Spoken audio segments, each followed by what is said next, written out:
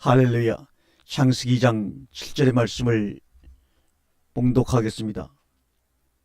여호와 하나님이 땅의 흙으로 사람을 지으시고 생기를 그 코에 불어넣으시니 사람이 된지라. 이 말씀을 보게 되면 분명히 사람은 흙으로 지어진 것이 맞습니다.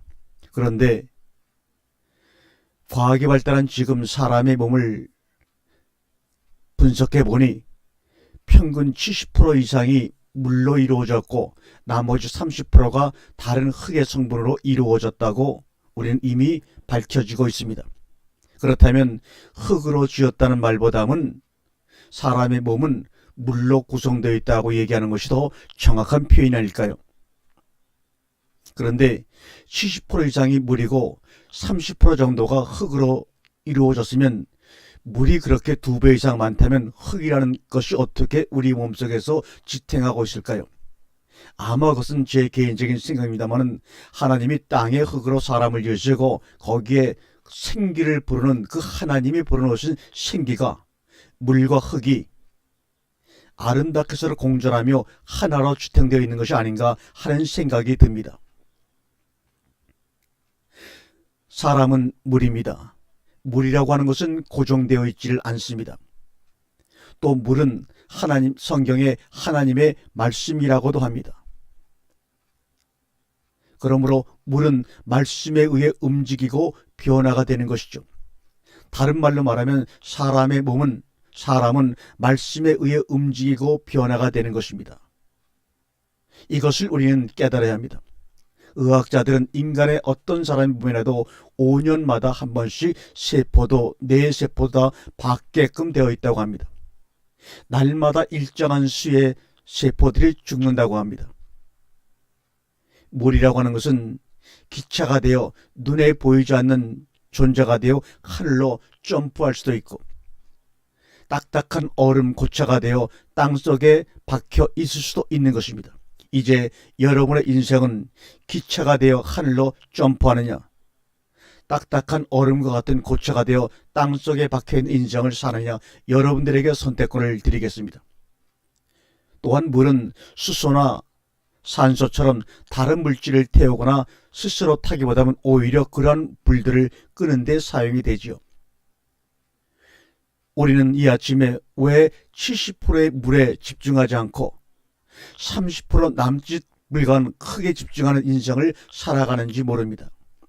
그래서 땅에 평생 속 붙어서 속고 살고 있는 겁니다. 그러니 아무리 열심히 노력을 해도 우리 온전한 소원이 이루어지지 않고 가시덤불과 엉겅퀴만 내는 인생을 살아갈 수밖에 없는 겁니다. 왜요? 너희는 흙에서 땀을 흘려서 노동을 하게 되면 너희가 먹을 소선을 얻게 되는데 그때 소선이 가시덤불과 엉겅퀴라고 주님이 말씀하지 않았습니까? 그러므로 흙에 집중하는 삶이 아니라 70% 이상 이루어진 우리 몸의 물에 집중하는, 그래서 말씀을 통해서 그 물을 변화시키고 움직이게 만드는 그러한 삶의 여유와 승리하는 삶이 되시기를 간절히 바랍니다. 흙의 최종 결정체는 바로 사람들이 가장 좋아하는 다이아몬드가 아닙니까? 그런데 그렇게 다이아몬드를 좋아한다는 것은 흙에 속한 인생의 스스로의 저주를 시인하는 것 아니겠습니까? 여기에 다 속고 울고 있는 것입니다. 또한 흙 속에 온갖 시체가 들어가 오랜 세월 쌓은 것이 바로 석유 아닙니까? 이 석유라는 자원 때문에 중동 전쟁이 일어나고 나라와 나라 간의 분쟁이 일어나지 않습니까? 땅속에 죽은 시체의 결과물을 가지고 싸우는 것이 결국 역사요, 중동 전쟁의 원인이 아닌가 생각을 합니다. 우리 인간의 중요한 장기들은 보통 80% 이상의 물로 이루어졌습니다. 뇌가 그렇고 폐라든지 간이라든지 이런 내장 기관은 다 80% 이상의 물로 이루어졌습니다. 그래서 암세포는 물이 많은 곳으로 전이를 쉽게 하는 것입니다. 지구도 70% 이상이 물로 이루어졌다고 말합니다. 그래서 우리 몸이 70% 이상의 수분을 유지하고 있는데 1% 내지 33% 정도가 부족하면 심한 갈증을 느끼죠. 그런데 5% 정도 부족하게 되면 혼수 상태에 빠진다고 합니다. 12% 정도 부족하면 사망을 하게 되죠. 아이들이 태중에 있을 때는 100% 수분이 100%로 이루어졌다고 합니다. 태어났을 때는 80% 정도, 성인으로 살아갈 때는 70% 정도, 그러나 노년에 사망할 때는 사망의 원인이 여러 가지로 측측을 하지만 사실은 수분이 50%대로 떨어졌을 때 사망하게 된다는 것입니다. 결국은 인간의 생명을 지탱하고 있는 것은 바로 물이라는 결론이 나는 것입니다. 우리가 들이키는 숨과 내쉬는 숨을 통해서 우리 몸속에 있는 물들을 파동치게 만들어서 우리 몸을 변화시키고 있습니다. 그러나 눈에 보이는 공기를 들이키고 내쉬는 숨도 중요하지만 날마다 우리에게 공급해 주시는 하늘의 생명의 양식을 우리가 들이키고 내쉬므로 말미암아 우리 안의 마음들을 그렇게 움직이고 변화시키는, 그래서 이기는 자에게 주시는 생명나무 과실을 날마다 먹을 수 있는 여러분 되기를 간절히 축원합니다. 우리가 산을 지나가거나 길을 지나가다 보면 요새는 흔하진 않습니다만 나팔꽃을 보게 됩니다. 그 나팔꽃을 볼 때마다 아니면 다른 다양한 꽃들을 볼 때마다 꽃을 통해서 우리는 인생의 지혜를 얻을 수가 있지요. 그런데 그 꽃을 보다가 우리 인생들을 돌이켜보니까 우리 인생들은 서로 꽃이 되겠다고, 인생의 꽃주둥이가 되겠다고 싸우고 난리를 치고 있는 것을 어느 순간 깨닫게 됩니다. 꽃주둥이나 모가지나 몸통이 하나인 것인데 하나인 줄 모르고 나는 모가지가 되지 않고 몸통이 되지 않고 꽃주둥이가 되겠다고 싸우고 있습니다. 아름답게 눈에 보이는 것이 전부라고 생각만 하니 안 보이는 참된 생명을 놓칠 수밖에요. 그러니 인생을 아무리 70이요 80을 살아도 참된 영혼이 없어지지 아니하는 열매가 없는 것입니다. 열애는 노력이나 행위로 열리는 것이 아니라 우리가 모두 한 생명이라는 것을 인식하고 공유할 때 받는 하나님의 선물입니다. 그것을 우리는 열매가 맺혔다고 하는 것이죠. 꽃으로만 끝나는 인생이 있고 열매로 영속되는 인생이 있습니다. 이 세상 역사는 꽃주둥이만을 가지고 싸우는 일련의 과정이라고 생각이 듭니다. 그 다음 생 열매를 보지 못하고 듣지 못하고 다 소경이요 장님입니다. 그러니 바른 말을 할 수가 있겠습니까? 그래서 모두 벙어리라고 주님이 우리에게 말씀하고 있는 것입니다. 우리 성경서 말씀하는 열매란 영생이요 구원이요 하늘들의 나라입니다. 나무의 집은 하늘이고 땅이요, 나무 안에서 하늘과 땅이 하나가 되는 것입니다. 그래서 우리가 중국어 성경을 보게 되면 우리 성경은 하나님께서 창조 7째 날에 안식에 들어갔다고 하는데 중국은 안식이라는 말을 쓰지 않고 휴식이라는 말을 씁니다. 7째 날에 하나님께서 휴식에 들어간다.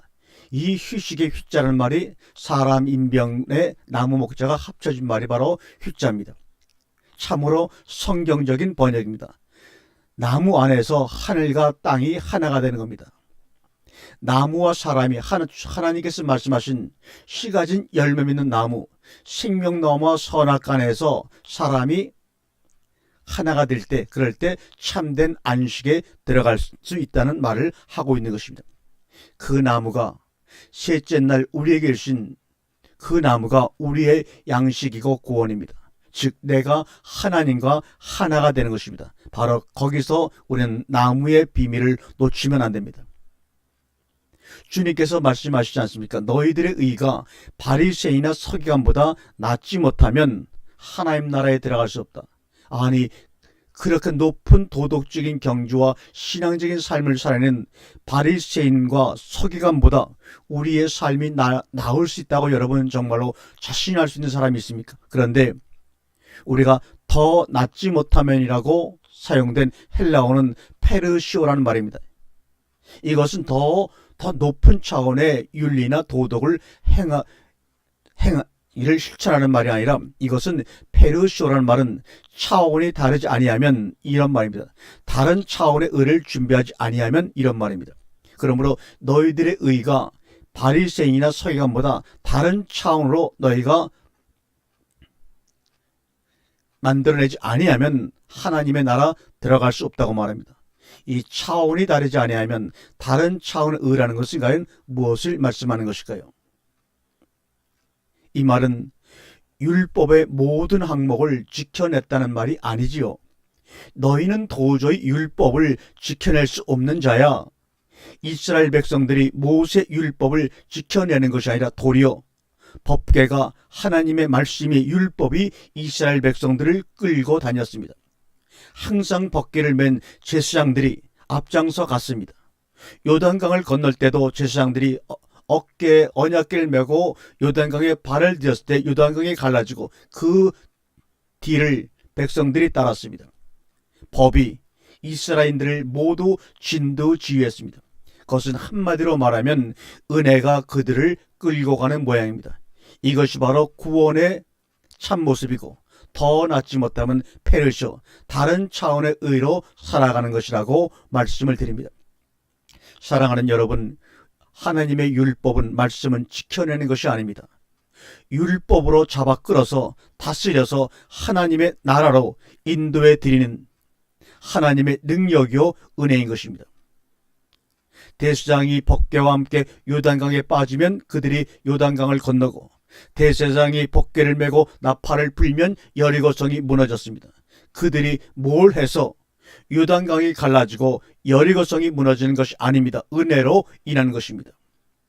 갈라디아 3장 11절에 또 하나님 앞에서 아무도 율법으로 말미암아 의롭게 되지 못할 것이 분명하니 이는 의인은 믿음으로 말미암아 살리라 하였습니다. 이것이 바로 더 낫지 못하면 페르시아의 정확한 뜻입니다. 로마서 1장 1절과 2절입니다. 그러므로 우리가 믿음으로 의롭다 하심을 받았으니 우리 주 예수 그리스도로 말미암아 하나님과 합평을 누리자. 또한 그로 말미암아 우리가 믿음으로 서 있는 이 은혜에 들어감을 얻었으니 하나님의 영광을 바라고 즐거워하리라고 말합니다. 율법이 죽으면 율법이 우리를 주관할 수가 없는 겁니다. 역사적인 예수를 내 마음속에서 죽이지 않으면 우리는 그리스도를 만날 수가 없습니다. 예수는 옛 성전으로 십자가에서 부서져야 할 분이십니다. 돌 위에 돌 하나 남기지 않고 부서져야 할 분이십니다. 그것이 완전한 죽음이죠. 그런데 우리는 예수를 십자가에 죽이지 아니하고 당신은 결코 죽을 수 없다고 하는 베드로의 고백처럼 예수를 믿음의 대상으로 섬김의 대상으로 우리는 세워놓고 스스로 우상을 숭배하고 있는 경우가 없지 않아 많습니다. 1년에 한 번 대속일 때 어린 양을 잡아 그 피가 법궤 뚜껑을 덮어 전체가 피로 덮여 흐르게 하여 백성들의 죄를 전가하여 용서받았다고 그들은 믿었습니다. 이것이 바로 예수의 모형이요 그림자입니다. 죽은 자에게 무슨 명령을 하겠습니까? 죽은 자에게 율법을 어떻게 지키라고 하겠습니까? 우리는 날마다 예수 그리스도와 함께 십자가에 죽었다고 고백하면서 자신이 죽었다고 고백하면서 죽은 자신이 어떻게 율법의 명령을 받아가지고 율법을 지키고 그것을 행위로 옮기려고 한다는 것 자체가 참으로 앞뒤가 맞지 않는 정말 유령 같은 말입니다. 그럼 네가 살았다고 하니 그럼 한번 정말로 지켜볼래? 정말 지킬 수 있는지, 그것이 바로 율법을 주신 이유입니다. 살았다고 하는 자의 지킬 수 없는 게 바로 율법입니다. 그것을 깨달으면 됩니다. 살았다고 하는 자는 지킬 수 없는 게 율법이라는 것, 그것 깨달으면 되는 겁니다. 그럼 우린 아무것도 안 지켜도 되나요? 맞습니다. 그러나 또 다른 법이 나왔습니다. 예수님이 십자가에 완전히 죽음을 맞이하시자 생명의 성령, 생명의 성령의 법이 우리에게, 우리의 심령 속에 주어졌습니다. 내가 그 법을 지켜야 한다는 강박관념에서 벗어났는데 그 새로운 법이 내 속에 들어오더니 지켜라 하지 않고 너는 내가 끌고 갈 거야 하면서 이 법이 지금도 우리를 끌고 요단강 속으로 인도합니다. 그래서 하나님의 나라 가나안으로 우리를 인도해 드리십니다. 하나님의 품으로 우리를 인도해 드리십니다.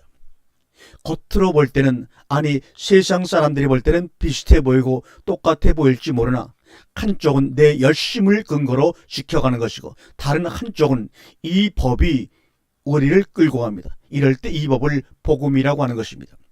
우리가 지키는 것은 통치가 아니고 우리를 끌고 가는 것이 통치입니다. 통치란 법이 우리를 장악하여 끌고 가는 것입니다. 예수 안에서 죽은 자들에게는 생명의 법, 생명의 성령의 법이 우리에게 적용되는 것을 로마서 8장에서 그렇게 사도 바울은 누누이 말씀하고 있는 겁니다. 율법은 육신을 가진 자가 지켜 완성할 수 있는 법이 아닙니다. 육신을 가지신 예수도 마찬가지입니다. 그래서 그도 율법 앞에 죽으셨습니다. 그 죽으신 예수를 생명의 성령이신 분이 살리셔서 우리 안에 살리는 생명의 법을, 생명의 성령 즉 그리스도를 주셨습니다. 그 그리스도를 주셨다고 알고 경험하고 시인하는 자들에게는 그리스도가 우리 안에, 우리가 그리스도 안에 들어가서 그리스도인이 되는 것입니다. 순종이란 무엇입니까? 율법에 열심히 지키고 행하는 것이 아닙니다. 법에 의해 끌려가는 것, 통치를 받는 것, 가능성과 힘을 부정하고 원치 않는 방향으로 나를 부인하는 것이 참된 순종입니다. 그러면 믿음이란 또한 무엇일까요? 나의 가능성과 힘을 부정하고 믿음의 대상인 예수 그리스도에게, 그분에게 올인하는 것, 즉 나의 믿음이 아닙니다. 그분의 믿음입니다.